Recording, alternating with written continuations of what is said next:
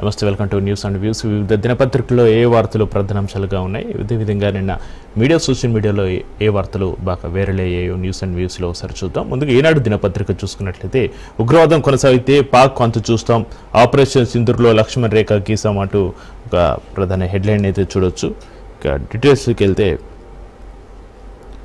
ఇక ఉగ్రదాడులకు జవాబు పక్కగా ఉంటుంది, మన సైనిక స్థావరాలను ఏమీ చేయలేకపోయారు, భారత్ శాంతి కాముక దేశం, ప్రజలపై దాడి చేస్తే ఎలా స్పందించాలో తెలుసు, ధర్మస్థాపనకు ఆయుధం పట్టడం మన సాంప్రదాయం, ఆదంపూర్ ఎయిర్ బేస్ నుంచి మోడీ స్పష్టీకరణ, అక్కడికి ఆకస్మికంగా వచ్చిన ప్రధాని మోడీ అంటూ హెడ్లైన్స్ అయితే చూడవచ్చు. పాకిస్తాన్ గడ్డపై నుంచి ఉగ్రవాదం ఇక మీదట కొనసాగినట్లయితే ఆ దేశాన్ని సర్వనాశనం చేస్తామని ప్రధాని నరేంద్ర మోడీ హెచ్చరించారు. ఆపరేషన్ సింధూర్ ద్వారా పాక్ స్పష్టమైన లక్ష్మణ్ రేఖ గీసామని చెప్పారు. ఎవరైనా ఉగ్రదాడి చేస్తే భారత్ జవాబిస్తుందని, అది పక్కగా ఉంటుందని స్పష్టం చేసిన పరిస్థితి. ఇటీవలి దాడిలో భారత్కు చెందిన S-400 గగనతల రక్షణ వ్యవస్థను పంజాబ్లోని ఆదంపూర్ వైమానిక స్థావరాన్ని ధ్వంసం చేసినట్లుగా పాక్ తప్పుడు ప్రచారం చేసిన నేపథ్యంలో సరిహద్దుకు 100 కిలోమీటర్ల దూరంలో ఉన్న ఈ స్థావరాన్ని మంగళవారం ఆయన సందర్శించారు. అదే రక్షణ వ్యవస్థ ముందు నిల్చొని దేశానికి బలమైన సందేశం పంపించారు. మన దేశానికి చెందిన సైనిక స్థావరాల్లో ఏ ఒక్క దానికి కూడా పాక్ నష్టం కలిగించలేకపోయిందని చెప్పారు. ఆపరేషన్ సింధూర్ తర్వాత సైనిక దళాలను ఉద్దేశించి తొలిసారిగా ప్రసంగించిన ఆయన వాటి సేవల్ని కొనియాడారు. మన దళాలు సాధించింది అద్భుతమైన విజయం అంటూ కూడా నరేంద్ర మోడీ చెప్పడం జరిగింది. ఆదంపూర్ వైమానిక స్థావరంలో ప్రసంగిస్తూ వందనం చేస్తున్న ప్రధాని మోడీ చిత్రంలో వెనుక వైపు S-400 గగనతల రక్షణ వ్యవస్థను కూడా మనం ఈనాడు దినపత్రికలో చూడొచ్చు. ఇక ఆదంపూర్ వైమానిక స్థావరంలో వాయుసేన సిబ్బందితో కలిసి నినాదాలు చేస్తున్న ప్రధాని మోడీ, శాంతిదూత బుద్ధుడితో పాటు శత్రువులపై కత్తిదూసిన గురు గోవింద్ సింగ్ నడియాడిన నేల ఇది, ధర్మస్థాపనకు ఆయుధం పట్టడం భారతీయ సాంప్రదాయం, మన సోదరీమణుల నుదుట సింధూరాన్ని తూడ్చేస్తే మనం వెళ్ళి విగ్రహవాదుల్ని మట్టి కరిపించి వచ్చాం, భారత్పై కన్నువిస్తే పరిణామాలు ఎలా ఉంటాయో ఉగ్రవాద పోషకులకు తెలిసి వచ్చిందంటూ కూడా నిన్న నరేంద్ర మోడీ తెలిపిన పరిస్థితి. ఇక ఏ ప్రభుత్వ పదవి చేపట్టను, జస్టిస్ సంజీవ్ ఖన్నా స్పష్టీకరణ, ప్రజల విశ్వాసాన్ని పెంపొందించేందుకు కష్టించి పనిచేయడమే మార్గమని ఉద్బోధ పదవి విరమణ చేసిన CJI అంటూ మరొక వార్తను కూడా హెడ్లైన్లో చూడవచ్చు. స్కిల్స్ యూనివర్సిటీ క్యాంపస్ డిసెంబర్ 9న ప్రారంభం, ప్రతి జిల్లాలో నైపుణ్య శిక్షణ కేంద్రం ఏర్పాటు చేస్తాం మంత్రి శ్రీధర్ బాబు వెల్లడించారు. అదొక హెడ్లైన్ కూడా ప్రధాన వార్తగా మనం చూడొచ్చు. FTL నిర్ధారణకు అభ్యంతరాలు అడ్డంకి కావు అంటూ పట్టా భూముల వంపునకు గురైతే పరిహారానికి అర్హులు, సిక్కం భూములను క్రమబద్ధీకరించే అధికారం ప్రభుత్వానికి లేదు, తేల్చి చెప్పిన హైకోర్టు అంటూ ప్రధాన హెడ్లైన్ మనం చూడొచ్చు. రాష్ట్ర వ్యాప్తంగా ఉన్న చెరువులు, కుంటల FTL నిర్ధారణకు అభ్యంతరాలు అడ్డంకి కావని హైకోర్టు తేల్చి చెప్పింది. FTL నిర్ధారణ సమయంలో అవి పట్టా భూములే ముంపునకు గురైతే పరిహారానికి అర్హులని పేర్కొంది. అంతేకాని నీటిపారుదల చట్టం కింద చేపట్టే పనులపై ఎలాంటి క్లెయిమ్ చేయడానికి వీలేదంటూ కూడా నిన్న హైకోర్టు తేల్చి చెప్పిన పరిస్థితి. ఇక తేలియాడిన జ్ఞాపకాలు అంటూ ఒక హెడ్లైన్ ఈనాడు దినపత్రికలో చూడొచ్చు. రాజన్న సిరిసిల్ల జిల్లా బీనపల్లి మండలం మన్మడ వద్ద నిర్మించిన మధ్య మానేరు జలాశయంలో 11 గ్రామాలు ముంపునకు గురయ్యాయి. బ్యాక్ వాటర్ తగ్గడంతో ఆయా గ్రామాల్లో కట్టడాలు, ఆలయాలు బయటకు తేలాయి. కొద్దురుపాక గ్రామంలో శివాలయం పూర్తిగా తేలగా వేణుగోపాల స్వామి, ఆంజనేయ స్వామి ఆలయాల వైభవం కనిపిస్తుంది. జలాశయంలో ఎక్కువ నీరు ఉన్న సమయంలో మత్స్యకారులు వేసిన ఒక వలకు చిక్కిన చేప అందులోనే ఎండిపోయి కనిపించింది అంటూ ఇంకో వార్తనైతే మనం ఈనాడు దినపత్రికల్లో ప్రధాన వార్తగా చూడొచ్చు. అండమాన్ను తాకిన నైరుతి ఋతుపవనాలంటూ మరో హెడ్లైన్ చూడొచ్చు. వేసవి తీవ్రతకు అల్లాడుతున్న భారతవానికి ఇది చల్లటి కబురు అని చెప్పవచ్చు. దేశానికి అత్యధికంగా వర్షపాతాన్నిచ్చే నైరుతి ఋతుపవనాలు మరింత చురుగ్గా కదులుతున్నాయి. మంగళవారం మధ్యాహ్నం నాటికి అవి దక్షిణ అండమాన్ సముద్రం, నికోబార్ దీవులు, దక్షిణ బంగాళాఖాతంతో పాటు ఉత్తర అండమాన్ సముద్రంలోని భాగాలను విస్తరించినట్లుగా వాతావరణ విభాగం IMD వెల్లడించింది. ఋతుపవనాల ఆగమనం దృష్ట్యా గత 2 రోజులుగా నికోబార్ దీవుల్లో భారీ వర్షాలు కురుస్తాయని పేర్కొంది. దక్షిణ బంగాళాఖాతం, నికోబార్ దీవులు, అండమాన్ సముద్రంపై పశ్చిమ దిశ నుంచి వీస్తున్న గాలుల బలం పెరిగింది. సముద్రానికి 1.5 కిలోమీటర్ల ఎగువన వీటి వేగం 20 నాట్లకు చేరింది. కొన్ని ప్రాంతాల్లో అవి 4.5 కిలోమీటర్ల వరకు విస్తరించాయి. మేఘవృతానికి సూచికగా పరిగణించే out going long wave radiation కూడా ఈ ప్రాంతంలో తగ్గింది. ఇక మే 27 నాటికి ఋతుపవనాలు కేరళను తాకే అవకాశం ఉన్నట్లుగా ఐఎండీ తెలిపిన పరిస్థితి. ఆ వార్తను కూడా మనం ప్రధాన వార్తలో చూడొచ్చు. ఇక వ్యవసాయ శాఖలో త్వరలో సీఎం సమీక్ష. ముఖ్యమంత్రి రేవంత్ రెడ్డి త్వరలో వ్యవసాయ శాఖపై సమీక్ష నిర్వహించనున్నారు. వానాకాలం సీజన్కు సంబంధించి రైతు భరోసా ఇతర పథకాల అమలుతో పాటు ఇతర అంశాలపై కీలక నిర్ణయాలు తీసుకునే అవకాశం ఉంది. రైతు భరోసా అమలుకు సంబంధించి ప్రతిపాదనలను అధికారులు రూపొందిస్తున్నారు. ఇంద్రమ్మ ఆత్మీయ భరోసా పైన నివేదిక రూపొందించారు. రైతు బీమా ప్రీమియం చెల్లింపు, పంటల బీమా పథకం, విధి విధానాలు తదితరులపై సీఎం సమీక్షలో చర్చకు రానున్నాయి. కోహెడలో అంతర్జాతీయ ప్రమాణాలతో మార్కెట్ యార్డుకు అధికారులు ప్రతిపాదనలు కూడా సిద్ధం చేశారు. దానిపైన కూడా సీఎం తుది నిర్ణయం తీసుకొని ఉన్నట్లుగా తెలుస్తుంది. అయితే వ్యవసాయ శాఖపై త్వరలో సీఎం సమీక్ష అంటూ కూడా హెడ్లైన్ చూడొచ్చు. కీలకమైన వార్త. ఇక ప్యాలెస్లో పసందైన విందు. చౌమెహల్లా ప్యాలెస్లో మిస్ వరల్డ్ పోటీదారులకు ప్రభుత్వం ఆతిథ్యం. హాజరైన సీఎం రేవంత్ రెడ్డి, మంత్రులు, ఇతర ప్రముఖులు అంటూ కూడా మనం ఒక వార్తని ప్రధాన వార్త చూడొచ్చు. కుమార్తో కలిసి విందులో పాల్గొన్న సీఎం. చార్మినార్ చెంత సుందరిమణుల సందడి. ఇక లాడ్ బజార్లో ఎస్తోనియా, ఫ్రాన్స్, జోస్నియా, ఎర్టచాగోనియా, బెల్జియం దేశాల ముద్దుగుమ్మల హెరిటేజ్ వాక్ను కూడా మనం ఇక్కడ ఈనాడు దినపత్రికలో చూడొచ్చు. లాడ్ బజార్లో షాపింగ్, చౌపమెహల్లా ప్యాలెస్ వరకు హెరిటేజ్ వాక్ జరిగిందంటూ కూడా వార్తను చూడొచ్చు. ఇక 19,000 కోట్లతో మెట్రో 2వ దశ మలిభాగం ప్రభుత్వానికి చేరిన డిపిఆర్లు. జేబీఎస్ మేడ్చల్, జేబీఎస్ షామీర్పేట, శంషాబాద్ విమానాశ్రయం, ఫ్యూచర్ సిటీ మార్గాల్లో నిర్మాణం అయితే జరుగుతుందంటూ హెడ్లైన్ మనం చూడొచ్చు. హైదరాబాద్ మెట్రో రైలు 2వ దశ మలిభాగం 2B దాదాపు 19,000 కోట్ల అంచనాలతో రూపుదిద్దుకున్న పరిస్థితి. 3 మార్గాల్లో 86.5 కిలోమీటర్ల ప్రతిపాదించారు. ఇక జేబీఎస్ మేడ్చల్, జేబీఎస్ షామీర్పేట, శంషాబాద్ విమానాశ్రయం, ఫ్యూచర్ సిటీ మార్గాలను ఇందులో చేర్చినట్టుగా తెలుస్తుంది. దీనికి సంబంధించిన సమగ్ర ప్రాజెక్టు నివేదిక డిపిఆర్లను ప్రభుత్వ ప్రధాన కార్యదర్శి నేతృత్వంలోని Hyderabad airport metro limited HAML board ఇటీవల ఆమోదం తెలపడంతో నివేదిక తాజాగా ప్రభుత్వానికి చేరింది. వచ్చే మంత్రివర్గ సమావేశంలో ఆమోదం తెలిపిన అనంతరం కేంద్ర ప్రభుత్వానికి సమర్పించనున్నారు. అయితే future city road come metro rail corridor ఊహా చిత్రాన్ని కూడా మనం ఈనాటి దినపత్రికలో చూడొచ్చు. ఇక 10,000 చెంచు కుటుంబాలకు ఇందిరమ్మ ఇల్లు. మంత్రి పొంగులేటి వెల్లడి అంటూ మరో ప్రధాన వార్తగా హెడ్లైన్ మనం చూడొచ్చు. రాష్ట్రంలోని 4 సమీకృత గిరిజన అభివృద్ధి సంస్థ ITDAల పరిధిలో 10,000 చెంచు కుటుంబాలకు ఇందిరమ్మ ఇళ్లను మంజూరు చేస్తున్నట్లుగా మంత్రి పొంగులేటి శ్రీనివాసరెడ్డి తెలిపారు. సచివాలయంలోని తన ఛాంబర్లో మంగళవారం గృహ నిర్మాణ శాఖ అధికారులతో మంత్రి సమీక్ష సమావేశం నిర్వహించిన సందర్భంగా ఈ వ్యాఖ్యలు చేయడం జరిగింది. వార్తను కూడా మనం ప్రధాన వార్తగా చూడొచ్చు. ఇవి ఈనాడు దినపత్రికలో ఉన్నటువంటి ప్రధాన వార్తలు. ఇక సాక్షి దినపత్రికలో ఏ వార్తలు ప్రధాన వార్తలుగా నిలిచాయో ఒకసారి సాక్షి మెయిన్ ఎడిషన్ ఒకసారి చూద్దాం.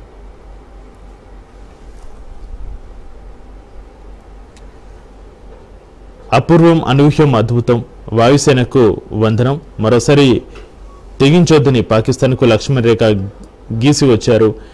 ఇండియన్ ఎయిర్ ఫోర్సు పోరాట పటిమను శ్లాఘించిన ప్రధాని మోడీ అంటూ కూడా ప్రధాన హెడ్లైన్స్ని మనం చూడొచ్చు. అయితే మంగళవారం పంజాబ్లోని అదంపూర్ ఎయిర్ బేస్లో వాయుసేన జవాన్లతో కలిసి భారత మాతాకి జై అంటూ నినదిస్తున్న ప్రధాని నరేంద్ర మోడీ చిత్రంలో రన్వేపై MiG-29 యుద్ధ విమానం S-400ను ధ్వంసం చేస్తామన్న ప్రగల్భాలు ఉత్త మాటలని నిరూపిస్తూ మోడీ దాని ఎదుటి నిల్చుని ప్రసంగించారు. ఇక దయాది నడిబొడిన బాంబులు పేల్చారు. మీ మెరుపు వేగం, ఖచ్చితత్వం శత్రువులను నిశ్చేష్టులను చేసింది. భారతీయులంతా మీ పోరాటానికి ఉప్పొంగిపోయారు. ఇది ఎన్నటికీ తీర్చుకోలేని రుణం. పంజాబ్లోని ఆదంపూర్ ఎయిర్ బేస్లో వాయుసేన జవాన్లను ఉద్దేశించి ప్రధాని మోడీ ప్రసంగం అంటూ హెడ్లైన్స్ అయితే మనం చూడొచ్చు.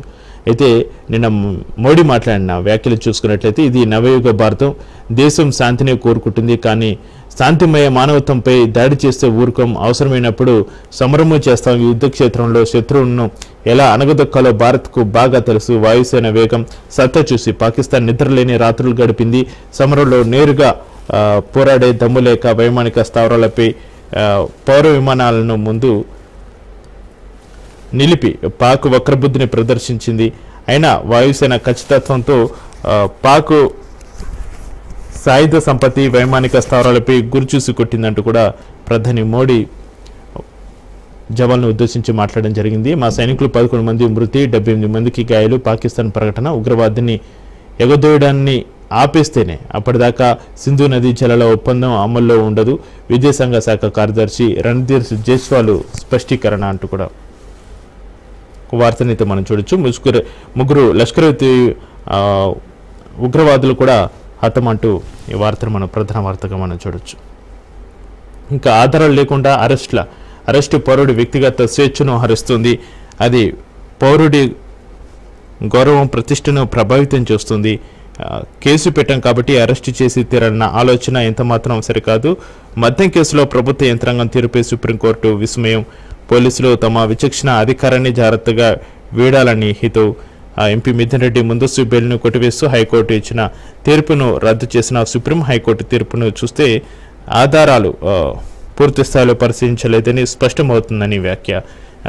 తిరిగి విచారణకి 4 వారాల్లో నిర్ణయం వెలువరించాలని హైకోర్టు స్పష్టీకరణ. నిర్ణయం వెలువరించేంత వరకు మిథున్ రెడ్డిని అరెస్టు చేయొద్దని ఏసీబీకి ఆదేశించిన వార్తనైతే మనం ఇక్కడ హెడ్లైన్స్లో చూడవచ్చు. అరెస్ట్ అనేది పౌరుడి వ్యక్తిగత స్వేచ్ఛను హరిస్తుంది. అరెస్ట్ అనేది వ్యక్తి గౌరవాన్ని, ప్రతిష్టను, సమాజంలో వారి స్థానాన్ని ప్రభావితం చేస్తుంది. అందువల్ల అరెస్టు విషయంలో దర్యాప్తు అధికారి తనకున్న అధికారాన్ని చాలా జాగ్రత్తగా ఉపయోగించుకోవాల్సి ఉంటుందంటూ సుప్రీంకోర్టు ధర్మాసనం తెలిపింది. ఆ వార్తను సాక్షి దినపత్రికలో ప్రధాన వార్తగా మనం చూడొచ్చు. ఇక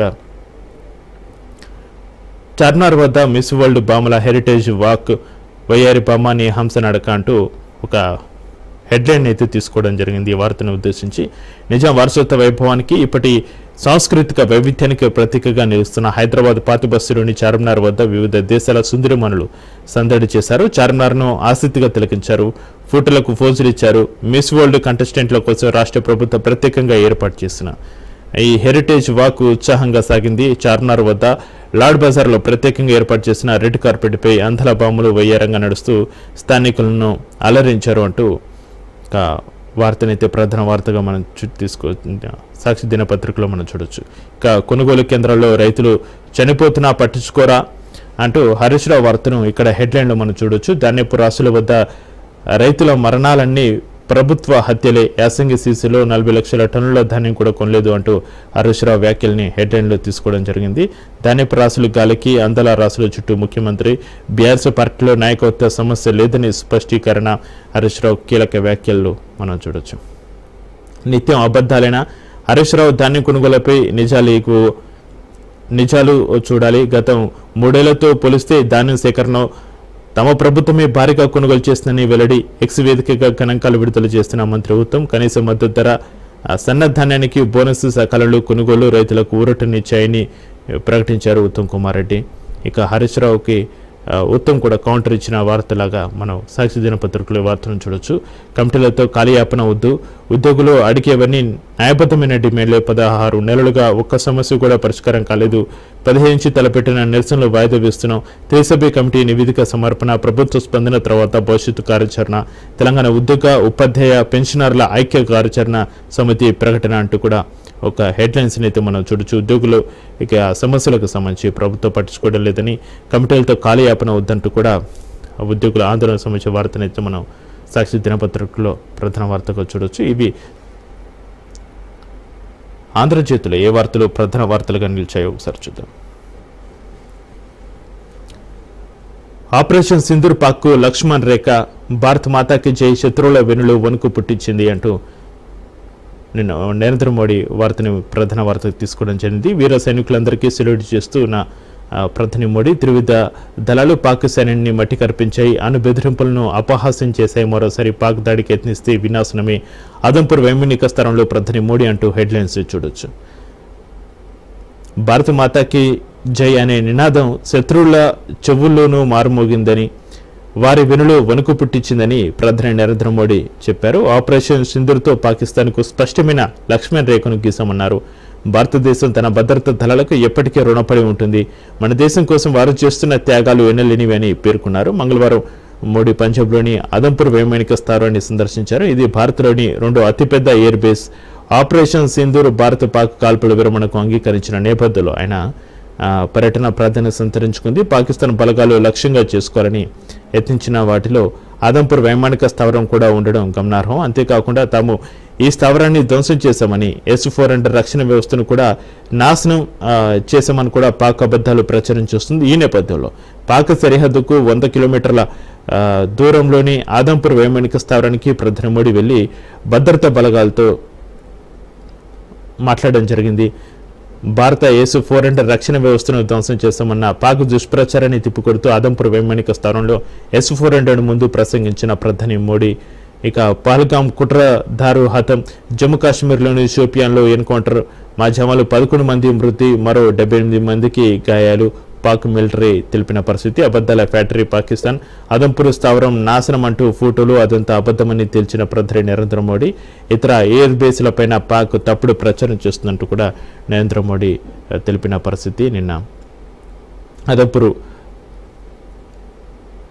ఆదంపూర్ బేస్ క్యాంపు వేదికగా ప్రధాని మోడీ వ్యాఖ్యలు చేయడం జరిగింది. ఆ వార్తను ప్రధాన వార్తగా ఒక ఆంధ్రజ్యోతిలో కాకుండా అన్ని దినపత్రికల్లో కూడా నరేంద్ర మోడీ వార్తనైతే ప్రధాన వార్తగా తీసుకోవడం జరిగింది.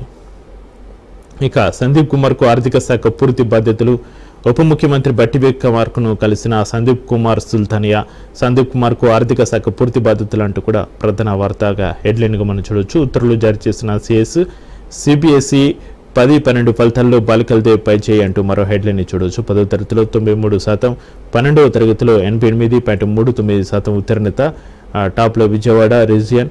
ఇక జవహర్ నవోదయ స్కూల్లో ఫస్ట్, ఏపీలోని కర్నూలు జిల్లా బాలికకు 10th లో జాతీయ స్థాయిలో 3వ ర్యాంకు, ఉత్తీర్ణులైన విద్యార్థులకు ప్రధాని నరేంద్ర మోడీ అభినందనలు తెలిపారంటూ కూడా హెడ్లైన్స్ మనం చూడవచ్చు. మృతదేహాలు కొంటామంటూ ఒక హెడ్లైన్ అయితే మనం చూడవచ్చు. ఒక ఇంట్రెస్టింగ్ టాపిక్. ప్రైవేటు వైద్య కళాశాలలో అనాటమీకి సవాల కొరత అయితే ఉంది. ఒక మృతదేహానికి లక్ష ఇచ్చేందుకు కాలేజీలు సిద్ధం, నిరుపేద కుటుంబాలే టార్గెట్, దళారుల ద్వారా దందా, కర్ణాటక మహారాష్ట్ర సరిహద్దు ప్రాంతాల నుంచి కొనుగోలు అంటూ వార్తనైతే మనం చూడొచ్చు. ప్రైవేటు వైద్య కళాశాలలో మృతదేహాలకు కొరతలు నెలకొంది. వైద్య విద్యలో భాగంగా శరీర నిర్మాణ అవయవాల పనితీరుపై విద్యార్థులకు అభ్యాసం కోసం మృతదేహాలు దొరకడం లేదు. ఫలితంగా ఆ కాలేజీలో అడ్డదారులు తొక్కుతున్నాయి.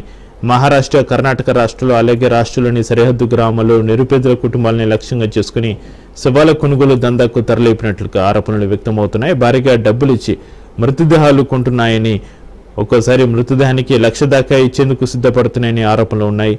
ఎందుకో సదరు కాలేజీలు దళారులను రంగంలోకి దింపుతున్నాయని చెబుతున్నారు. మృతదేహాన్ని ఖననం చేసే బదులు పరిశోధనల కోసం వైద్య కాలేజీలోకి ఇస్తే ఉపయోగం ఉంటుందని, అంత్యక్రియల ఖర్చు తప్పడమే కాకుండా ఉల్టా చేతికి డబ్బులు వస్తాయని దళారులు నచ్చి చెబుతున్నట్లుగా సమాచారం. ప్రభుత్వ వైద్య కళాశాలకైతే 2 రకాలుగా డెడ్ బాడీలు వస్తాయి.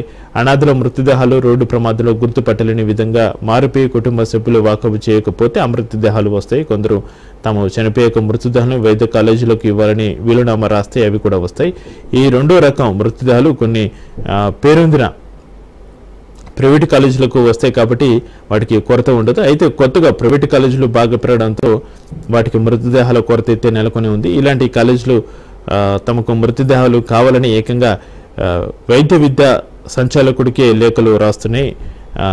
ఇక నెరుడు హైదరాబాద్ విజయవాడ రహదారికి సమీపంలో నగరానికి చెందిన కొన్ని మృతదేహాలను కూడా తరలించే ప్రయత్నం అయితే చేశారనుకుంటూ కూడా ఒక వార్తనైతే ఇక్కడ తీసుకోవడం జరిగింది. ఇక మృతదేహాలను కొంటామంటూ ఈ కాలేజీల దందాన్ని కూడా మనం చూడొచ్చు. ఇక ఏసీబీకి పట్టుబడ్డ డిఎస్పీ ఇంట్లో మందుగుండు, 20 లైవ్ రౌండ్లు, 69 ఖాళీ కార్ట్రిడ్జ్లు అంటూ ఒక హెడ్లైన్ మనం చూడొచ్చు. ఆయుధాల చట్టం కింద కేసు నమోదు చేస్తున్న పోలీసులు. అయితే ఒక స్కానింగ్ సెంటర్ నుంచి 25 లక్షలు లంచం డిమాండ్ చేసి అవినీతి నిరోధక శాఖ ఏసీబీకి పట్టుబడిన సూర్యాపేట డీఎస్పీకి పార్థసారథి ఇంట్లో అక్రమ మందుగుండును ఏసీబీ అధికారులు గుర్తించి పోలీసులకు సమాచారం అందించారు. ఇక పార్థసారథి అరెస్ట్ చేసిన తర్వాత ఐతనగర్లో ఆయన ఇంట్లో ఏసీబీ అధికారులు సోదాలు నిర్వహించారు. ఈ క్రమంలో ఆయన ఇంట్లో కొన్ని విలువైన డాక్యుమెంట్లతో పాటు 20 లైవ్ రౌండ్లు, 69 ఖాళీ కార్ట్రిడ్జ్లు, ఒక కార్ట్రిడ్జ్ స్టాండ్ను కూడా గుర్తించారు. వీటి గురించి అధికారులు ప్రశ్నించగా ఆయన నుంచి సరైన సమాధానం రాకపోవడంతో హైదరాబాద్ పోలీసులకు ఫిర్యాదు చేశారు. దీంతో పోలీసులు పార్థసారథిపై ఆయుధాల చట్టం కింద కేసు నమోదు చేశారు. లైవ్ రౌండ్లో అనధికారికంగా ఆయన ఎందుకు పెట్టుకున్నారనే విషయాలపై పోలీసు ఉన్నతాధికారులు ఆరా తీస్తున్నారు. ఈ మేరకు పోలీసులు కేసు నమోదు చేసుకుని దర్యాప్తు చేస్తున్న పరిస్థితి.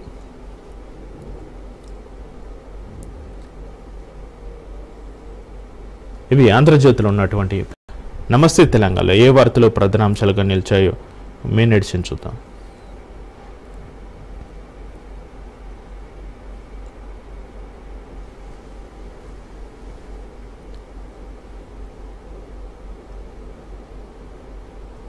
పాకిస్తాన్ వచ్చి ప్రాధాయపడింది.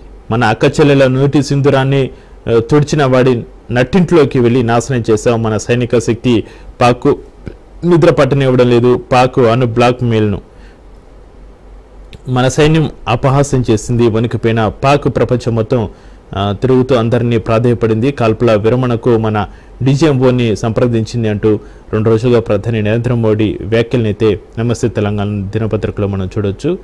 నీళ్లు ఆపితే విరమణకు చెల్లు, సింధు జలాలను నిలిపివేయడం, పాక్ను రెచ్చగొట్టడమే ఈ నిర్ణయాన్ని వెనక్కి తీసుకోకుంటే కాల్పుల విరమణ నిర్ణయం వీగిపోతుంది.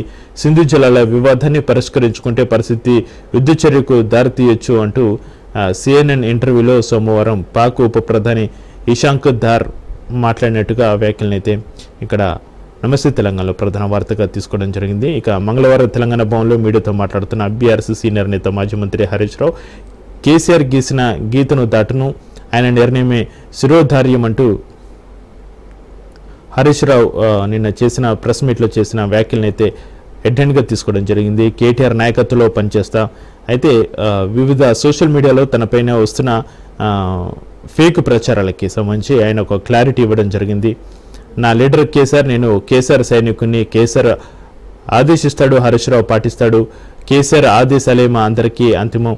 కేటీఆర్కు నాయకత్వాన్ని అప్పగిస్తే స్వాగతిస్తా, సంపూర్ణంగా సహకరిస్తా, కలిసి పనిచేస్తా. పార్టీలో నాయకత్వ పంచాయతీ లేనే లేదు. సోషల్ మీడియాలో ప్రేక్ ప్రచారం చేస్తున్నారు. దీనిపై ఇప్పటికే పోలీసులకు ఫిర్యాదు చేశాం.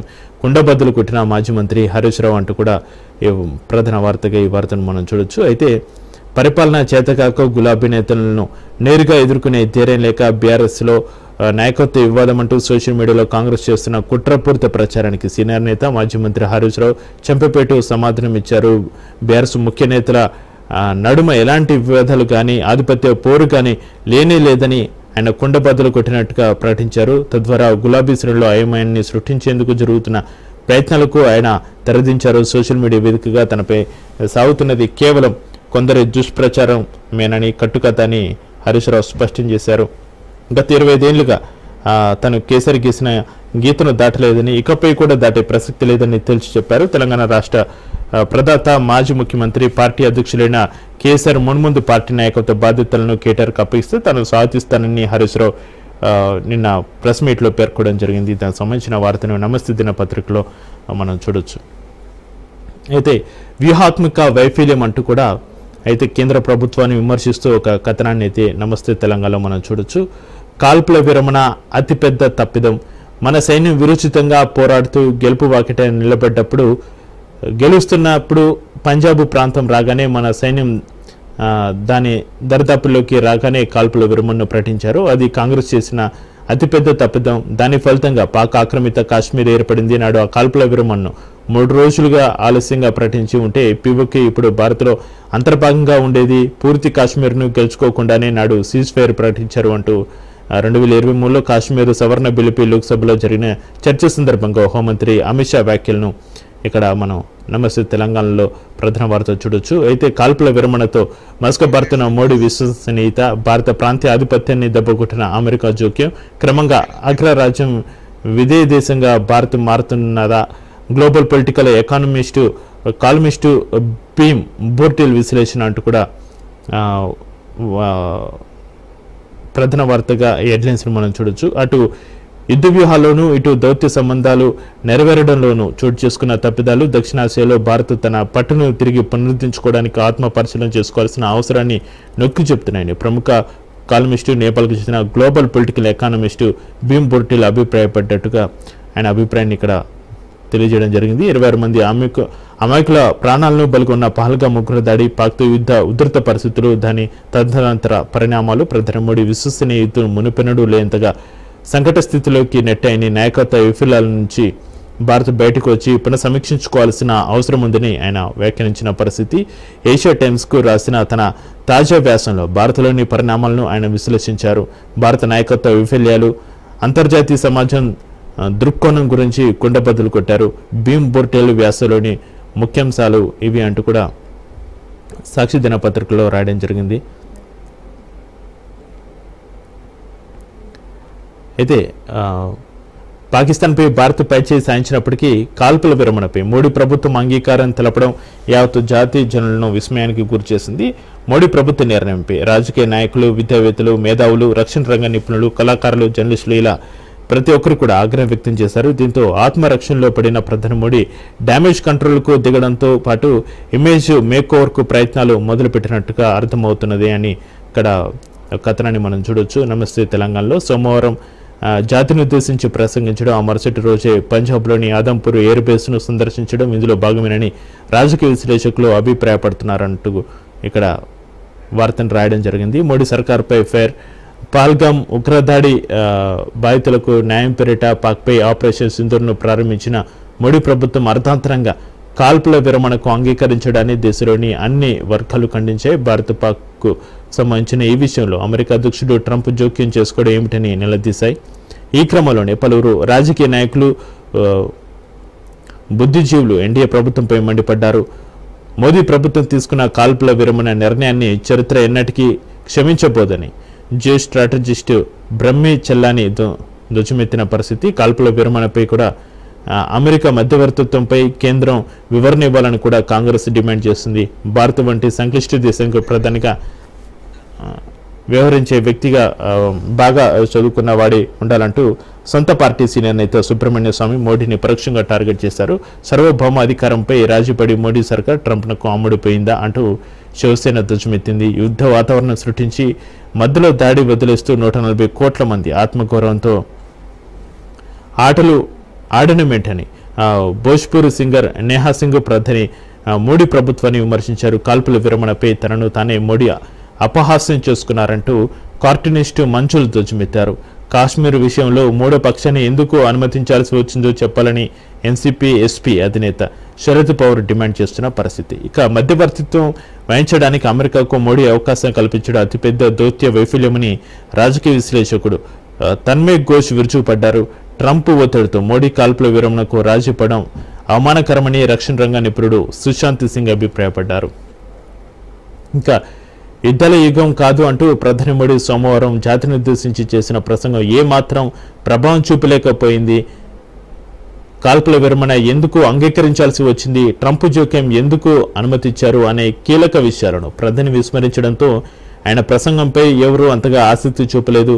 దీన్ని ధ్రువపరుస్తూ లైవ్ స్ట్రీమింగ్, యూట్యూబ్, ఇక ఎక్స్ లైవ్ వీడియోల్లో వ్యూవర్షిప్ భారీగా తగ్గినట్టు కూడా పలువురు తెలుపుతున్న పరిస్థితి. కాగా కాల్పుల విరమణలో బీజేపీ వైఖరిని ఎన్డీఏలోని టీడీపీ వంటి మిత్రపక్షాల సోషల్ మీడియా విభాగాలు తప్పుపడుతూ సామాజిక మాధ్యమాల్లో కామెంట్లు పెడుతుండడం గమనార్హం అంటూ నమస్తే తెలంగాణలో వార్తనైతే ప్రధాన వార్తగా ఒక కథనాన్ని రాసుకురావడం జరిగింది.